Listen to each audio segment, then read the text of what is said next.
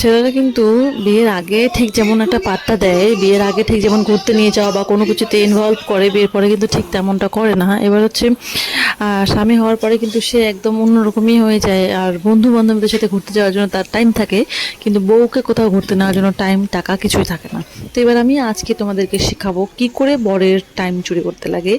আমি কিন্তু এই কাজটা করছি, খুব ভালোভাবে এই কাজটা আমি করতে পারি। ও সেদিন বলছিল যে হচ্ছে ও বন্ধুদের সাথে মাছ ধরতে যাবে নদীর পাড়ে। তো এবার আমি ওকে বললাম যে আমার না খুব ঢেঁকি শাক খাইতে ইচ্ছে করছে, তুমি যখন মাছ ধরতে যাবা তখন তুমি আমার জন্য না ওখান থেকে জঙ্গল থেকে ঢেঁকি শাক তুলে নিয়ে আসো, ঠিক আছে?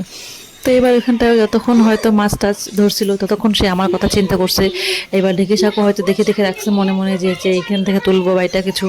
তারপরে সে কিন্তু মাছ টাছ ধরার পরে সে কি করছে যে আমার জন্য কিন্তু সে ওইখান থেকে ঢেঁকি শাকগুলোকে তুলে নিয়ে আসছে। আর সেগুলো বাড়িতে নিয়ে এসে কিন্তু খুব সুন্দর করে খুব মজা করে আমি কিন্তু বানাই আমরা দুজনে মিলে কিন্তু খাইছি। ওই সময়টাতে যে ও আমার কথা চিন্তা করছে, আমার জন্য ঢেঁকি শাকগুলো উঠাইছে, ওইটাই আমার শান্তি।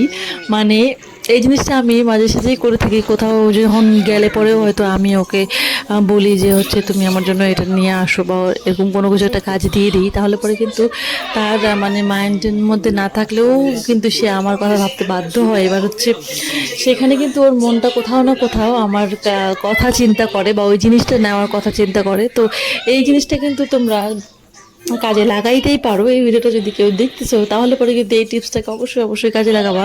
কারণ এই যে ছেলে মানুষগুলো আছে এরা কিন্তু মানে বন্ধু বান্ধবদের সাথে ঘুরতে যাওয়ার জন্য যা তারা, ওই তারাটাকে কিন্তু মানে ওই সময়টাকে কিন্তু কাইটা চুরি করে নেওয়াই যায়।